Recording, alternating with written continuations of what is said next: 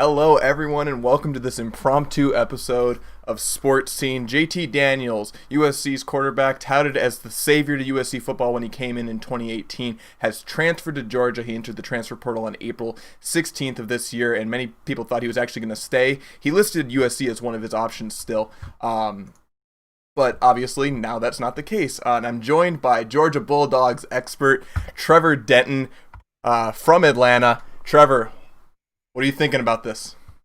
This is wild, man. My worlds are colliding right as I'm graduating, right as I'm packing up my bags, moving back to Atlanta for a little while. I guess JT Daniels is following me, but just initial thoughts. It's crazy how Georgia, of all schools, has really been at the center of this whole transfer portal madness, right? They had Jacob Eason at one point. He lost the job to Jake Fromm, went to Washington. Justin Fields lost the job to Jake Fromm, went to Ohio State. But as the transfer portal giveth and taketh away, it ended up evening out in the end. They got Jamie Newman this offseason from Wake Forest and now potentially JT Daniels to compete with them. But JT's not going to go into Georgia, instantly win this job. He's going to have a lot of work to do. He's going from one kind of not as crowded quarterback room with just Keaton Slovis to a very crowded quarterback room at Georgia.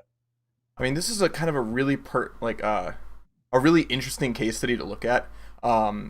When JT Daniels entered the transfer portal, my gut reaction was he wasn't going to go anywhere unless he got a good place to go, right? A lot of people were talking like, okay, maybe he'll go to like something like Northwestern or one of those schools that are like on the cusp of being a team in somewhere he could go and play immediately. Right, and kind of lead that team. And it's really interesting that he's taking this route because, I mean, you do have a good quarterback coming in, two good quarterbacks coming in. And then what if this waiver doesn't go through? Your initial thought was that it will go through. But, I mean, there's a lot of mayhem and madness happening right now with the whole, coronavirus thing. I don't know. Are you still thinking he's gonna get that waiver?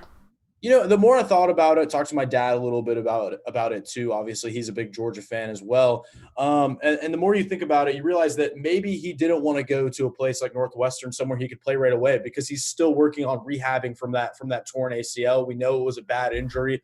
It did happen in the season. It wasn't like it was over a year ago. It very much happened, first game of the season. He might still be recovering from that, had no intention of playing in the spring. So maybe he was looking for somewhere that he could go and sit behind a quarterback for a year, kind of add another medical red shirt under his belt, and then be the quarterback of the future. That's kind of how it seems to be setting up at Georgia, because Georgia, this is their second transfer quarterback they've gotten this offseason. They already got Jamie Newman, a graduate transfer, a great player at Wake Forest, and he only has 1 year of eligibility. So I'm thinking that maybe JT Daniels wanted to go somewhere where he could sit behind someone like Newman and then take over the job, because JT, despite his age, still has 3 years of eligibility left remaining because of that medical redshirt last year. So it'll be very interesting. But at the same time, with that being said, it's not going to be easy for JT Daniels to hit the field at Georgia, to ever become the starter. It's not going to be handed to him. Georgia has a 5-star, Brock Vandegrift, who chose Georgia over Oklahoma for the class of 2021. He'll be coming in.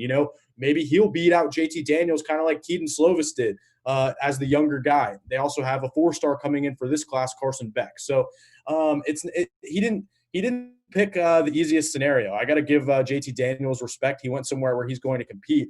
But something that we were talking about is, like, where does this leave USC's quarterback room now? I feel like it's really Keaton Slovis, Matt Fink, and then nothing else. Well, I mean, here's the thing for me. You have two scholarship quarterbacks like you mentioned in Caden Slovis and Matt Fink, right? Matt Fink was able to fill in last year, right? He did a fantastic job. Think of that Utah game. Even in Washington, it didn't go so well, but I mean, he filled in for what a third string quarterback should be able to do. Last year, that's probably one of the better third string quarterback options you could have had in the NCAA, right? But you look at Keaton Slovis, and this is a guy that is a Heisman candidate this year.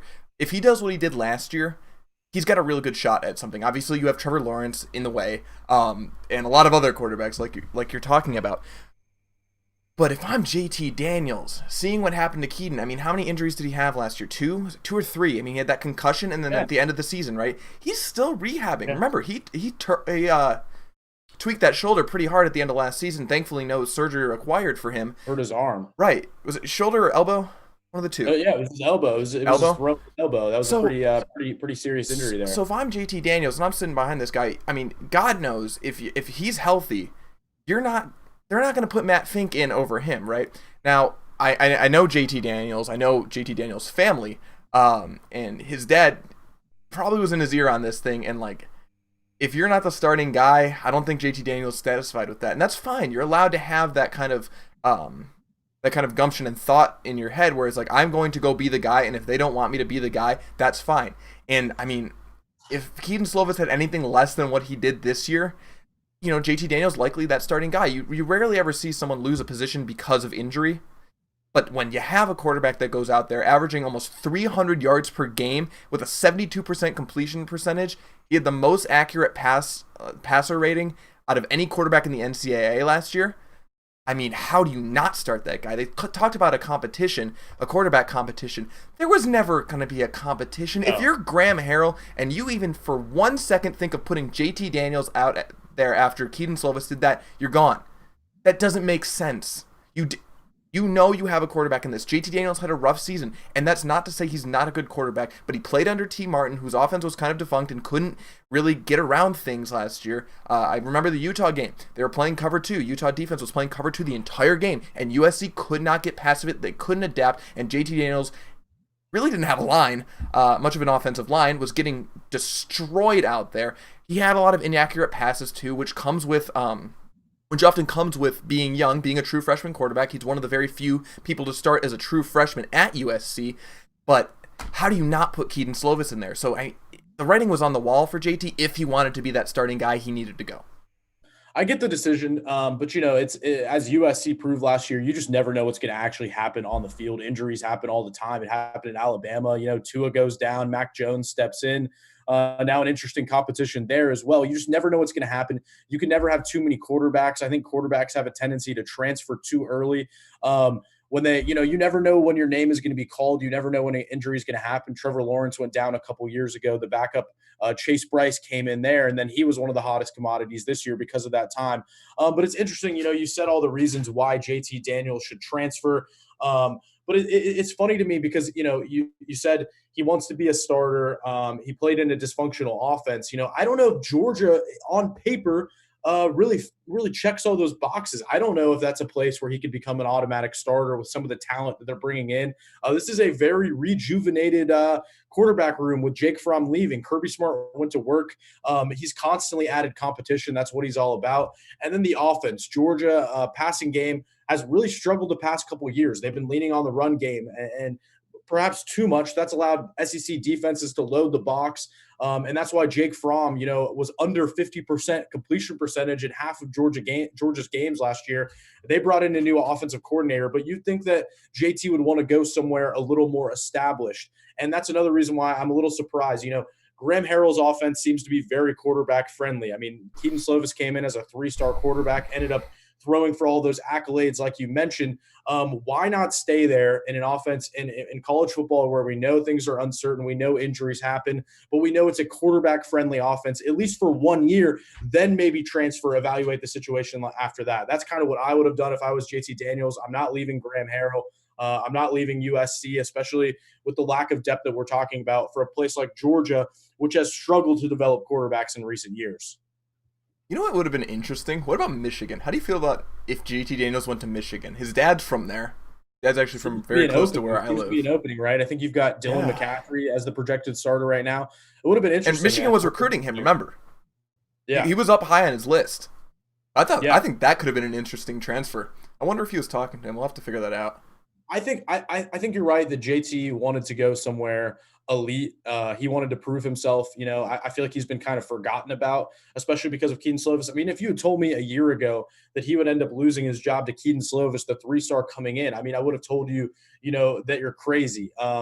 And it's just crazy how these things work out. I wanted to point out that, from the 24/7 recruiting rankings of quarterbacks in 2018, of the top 5, only Trevor Lawrence has stayed at his school. The other 4, Justin Fields started at Georgia, ended up at Ohio State. JT Daniels now at Georgia.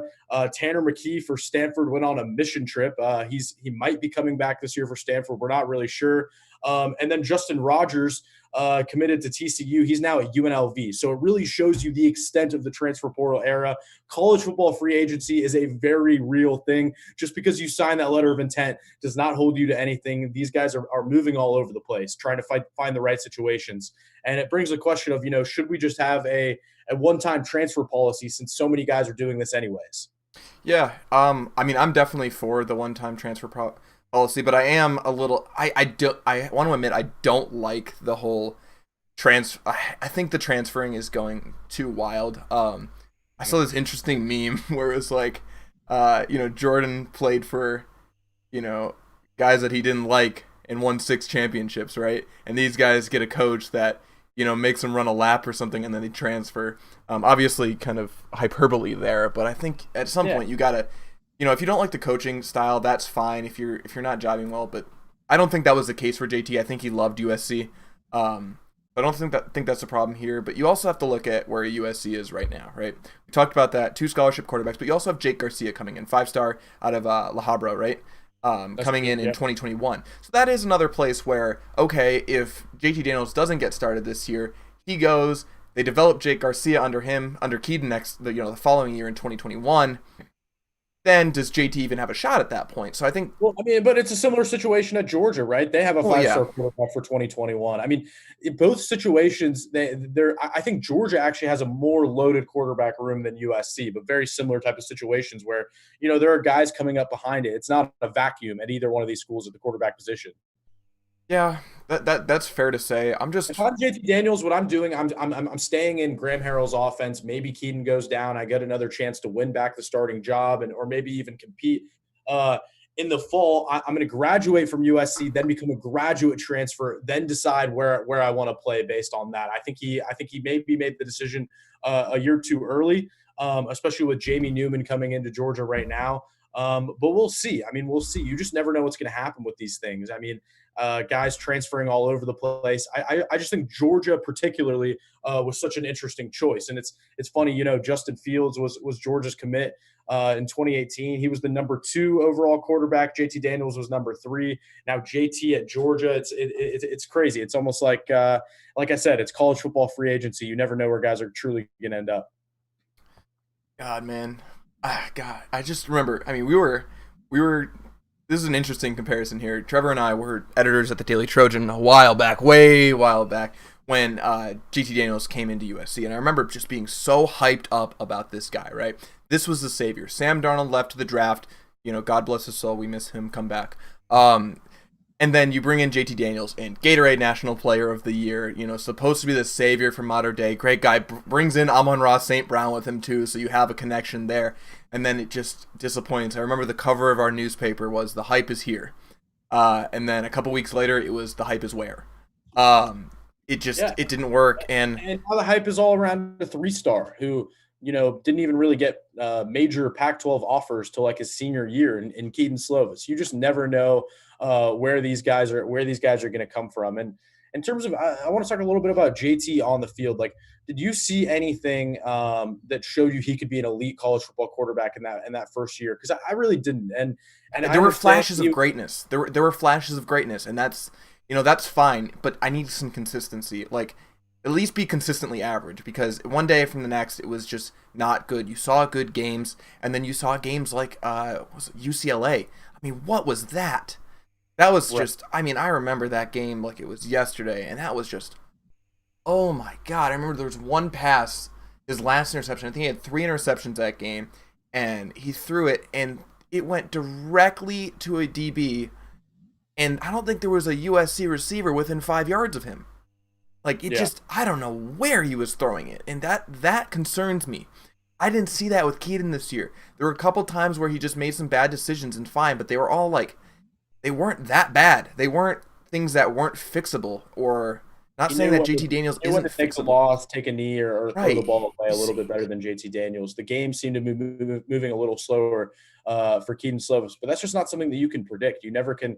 And now JT Daniels is going to the SEC. If the Pac-12 seemed fast to him, now you're talking about some of the best defensive players in the country. I mean, half of the first round this year was SEC guys. Now JT Daniels has to go up against that every day. So I got to give it to him. I got to give JT Daniels props for challenging himself, not only with the level of competition at Georgia. There's going to be a lot of great quarterbacks there at the same time as him, but also the level of competition in the SEC. If he does end up winning that starting job, I got to give it to JT Daniels. But I'm not sure that it was. I'm not sure it was realistic in the end. I'm not sure if it's the most ideal situation for him to succeed. But we'll see. You like I said, you never know with these situations. Yeah, I Maybe still he's a late bloomer. Maybe he's a late bloomer. Not everyone could be Trevor Lawrence and leading you to a college football playoff as a freshman. Sometimes it takes some time. yeah. I mean, there is one thing I will say about JT that I like. I like JT as a person. I like him as a quarterback. Just not more than Keaton Slovis. JT's a competitor. He will compete. Or competitor. I'm sorry. Did I say a computer? He is a competitor. Yeah. He will compete, and he's not going to back down from something like this. So I think, I think he's got the energy there. I think he's got the fire in his heart to go for this. I just still don't know if it's the right decision. I guess we'll see come fall if there is a season. But God, man, it's gonna be a tough competition for him. It's gonna Yeah. be tough. I mean, Yeah. but here's the other thing: is like he's going against a tough competition, and he left a competition which was basically already lost. So Yeah, I guess the more wide open nature of Georgia maybe attracted him at there. least there's a Uh, shot. yeah, at least he had a shot, and with Keaton Slovis being so young, him having essentially uh, 3 years of eligibility left. I don't know if he's a guy that would leave early. Hard to project him as an NFL talent yet, but it's just like as a USC follower of USC football now. Now I'm concerned because it's like you went from having all this depth, like you said, Matt Fink being probably the best third string quarterback in the entire nation. He has proven that he can lead you to a win over a top 10 team. He did that last year. He threw for like 350 yards. You can count on him when you need to. You had JT Daniels, a former 5-star, and Keaton Slovis. And now it all rests on Keaton. And I think that's a lot of pressure to put on a guy who's only had 1 year under his belt. I'd like to see a little more depth. Maybe USC needs to go into the transfer portal. I know they got the guy from Vanderbilt, Mo Hassan, who didn't seem to have a lot of experience, but I would love to see USC add another quarterback either in next year's class or as a Well, they transfer. have Because Jake Garcia. I mean, they do have Jake Garcia, but I think if they were able to make a late addition for this year's even just as class, a backup, is what you're saying. yeah, well, they need more options. They need more options because as last year proved, anything bad can happen at the quarterback position. You just never really know. Yeah. Yeah, I don't So know. We'll see. I mean, what was that guy's name? The guy that Michael Pittman Jr. called a farmer. What's his name? Brandon Brandon Purdue. Purdue. Yeah, Yes, yeah. I that mean, he guy. was a walk on. He was a walk on safety, and he was the backup quarterback for one game, just because Oh my so god, many dude. guys had gotten hurt. Dude, my And that goes to fingers were USC's crossing that offensive press line. box. I'm like, please don't let Matt Fink get hurt for the love of God. Yeah, that was a crazy situation. I honestly think they would have put in Tyler Vaughn's played a little. I remember going to that Oh, practice. who's a tennis player that can throw? They should have brought her on. What's her Oh name? my gosh. The I'm not ten- sure, but they were literally that week of practice. Graham Harrell was working out Amon Ra at quarterback, Tyler Vaughn's, and you just don't want to end up in that situation again. That comes down to offensive line, too. This is an offensive line that's losing Austin Jackson protecting the left side. Really going to need Elijah Vera Tucker to step up. He's gonna do That good first game against things. Alabama, the offensive line, the offensive line is really the position group to watch for USC. I mean, the worst thing to happen, obviously, would be God forbid, something happened in that first game against Alabama, especially with Stop. the lack of Stop preparation. talking. Um, But Stop. I mean, but these are real concerns now. These are real concerns now. Now that you lose JT Daniels, it's I mean, we knew this was going to happen, but now that it's official, it's really setting in. Okay, there's not really a lot happening behind Keaton Slovis and Matt Fink. Well, one thing we talked about on the show yesterday that I kind of want your take on is the running back position. And we kind of contrast that. Like USC needs to kind of look for running backs in this next class. I think that's one of their biggest areas they need to look on.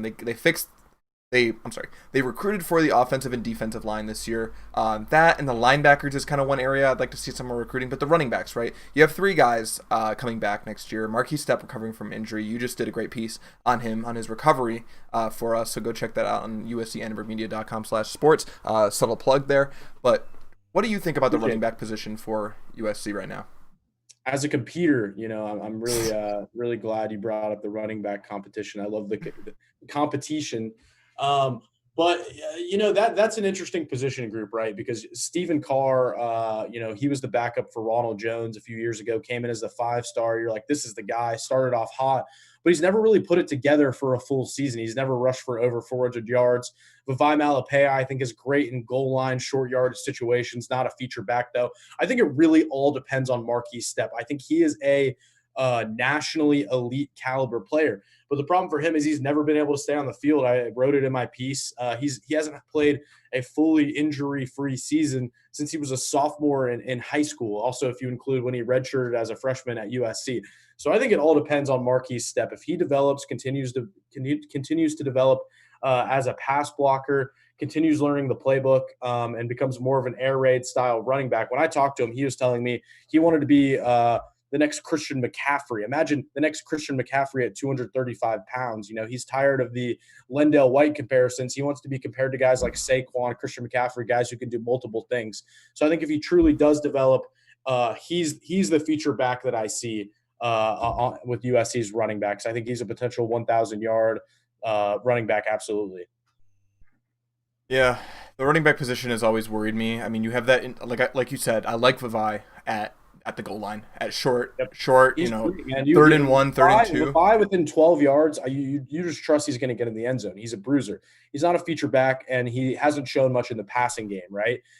Stephen Carr, I don't know if he's ever had the same confidence that he has. He hasn't run the same. He's injury prone too, and he's He just doesn't run with a lot of inconsistent. confidence. It's, even when he broke off, that big run against Washington, I think it was like 65 yards. And he was kind of like looking over his shoulder, and he ended up getting caught. He doesn't get caught on that run in the open field his freshman year. He's just not quite the same player. I'd love to see him get back to that level, but it hasn't quite happened. I think the key is Marquise Stepp. He can really open up this entire offense. Like, really, he can really open up the entire passing game, because now you're not just relying on Keaton Slovis's arm. You have multiple dimensions, and that's probably the biggest criticism that people had, right, of Graham Harrell's offense last year is they went away from the running game. A lot of that was because of injuries, but if you get the power running game going with Marquise Stepp, this offense is going to be unstoppable. I mean, pick your poison on defense. Do you want to load the box? Do you want to defend 5 receivers? That could be really fun to watch. So I think I'm a big believer in Stepp just because of what I've seen from him. He's a special, special player. Well, we talked about 2 interesting things yesterday on the show. The first one being, if you remember the Colorado game, I try to forget it because that game was terrifying. You know who went in at running back for a play? You remember? Amon-Ra, right? Amon-Ra. Imagine that. You put out 4 receivers. You put out Tyler Vaughns. You put out, Tyler Vaughns, Kyle Ford, Brew McCoy, and London. That gets me excited, man. And then you put him in the backfield. That could be fun. Oh, it's ridiculous, man. It's an embarrassment of riches, the skill players that USC has. And that's kind of always, I put USC's receiver class up there with anyone in the nation. That includes Alabama, Clemson, everyone. It's just a matter of how do you surround it. Can guys stay healthy? Can you surround it with good offensive line, good defensive line on the foundations? But I mean, I think this team has a chance to be really special. Because of those guys that you've mentioned. I'd love to see. I think Marquise Stepp is kind of the key to making it all go seamlessly. Yeah, and then another thing, we're talking about recruiting running backs, right? June 1st is a very important day. The potential return or reassociation of Reggie Bush. Wow. Waiting on an announcement from USC, right? It's up to USC. Yeah. They can reassociate if they want. They can just leave him be if they want. It could happen, USC. It could happen. It could happen. And what do you think about that? Now, a lot of running backs, you talk to any USC running back, they're going to cite Reggie Bush as a reason they went there. I was watching some highlights the other day. I found a supercut of the last game of the 2005 season, Reggie Bush's Heisman year, right, against Fresno State. Watch those highlights. Oh my God. I watch it every now and again when I'm like sad, when I'm not feeling too good. Watch that. That puts a smile on your face. Let me tell you something right there. That guy is a beast. So it was an impressive game. If Mike Bone has any sense at all, which I think he does, I think he's a smart guy. You bring back Reggie Bush. I mean, he's already, go back to December around the time when I interviewed Mike Bone, and everyone was ready to run him out of town already, like a month into the job.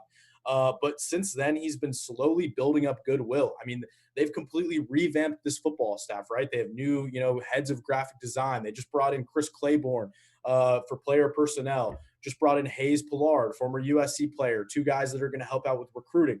Brought in Dante Williams, all these assistant coaches. Now bring the whole thing home by bringing back Reggie Bush. And you might be considered the greatest USC athletic director of all time right there before, without even having to fire Clay Helton. I mean, not a lot of competition the last few years for that title. But, I mean, really, if Mike Bone has any sense at all and he really wants to get this fan base back on his side, get them excited about something for the first time in a while. Corona ended the USC basketball's chances in the tournament. Football hasn't gone the way we wanted to the last couple of years, but if you bring back Reggie Bush, you bring up those good memories, kind of distract people from other stuff going on. And also, you can use it as a recruiting tool. Have them speak on campus, have them, send messages on social media, have them, interviewed and stuff. I think it's a no-brainer for USC. They absolutely need to reinstate him on June 1st. I mean, I think what you said about the athletic department, if you still think on May 28th of 2020 today that USC athletics is not heading in the right direction, you are insane. The resources they're putting in are selling me. It's ridiculous. I mean, they've doubled the recruiting staff. Dante Williams. They're at the number 5 recruiting class for 2021 already. It's looking good, man. It's looking good. Dante was the guy at Oregon that was poaching away everyone from Southern California. Now he's doing the same thing for, on USC's side now. That was an unbelievable hire. I love getting the two video guys from LSU. I mean, going viral is important to recruits. This is freaking 2020. That's where recruits are. They're on Twitter. They want the hype. They want the ice. They want to have sick videos. They want to, show that off to their friends. They want to go viral. That's how you reach these kids.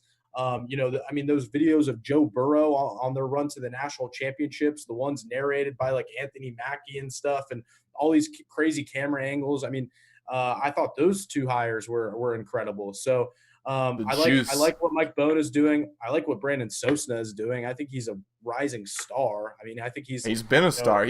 Wasn't he 30 under 30? He was 30 under 30. He's 27 years old and has already had like a full career in the NFL and college football. The only issue there is like he's going to be an AD by the time he's 30. I don't know how much more time we have left with him, but he's very innovative in the way that he thinks. We're absolutely heading. USC is absolutely heading in the right direction.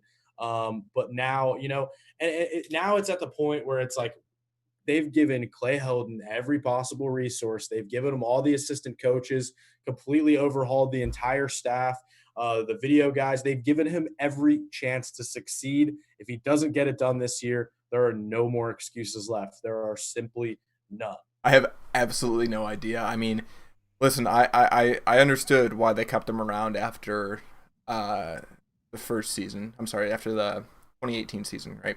I thought that was the right decision there. I didn't. I thought that was the right decision there. You got to give the guy more than 1 year. And then this past year, I thought he was gone for sure. I thought he should be gone for sure.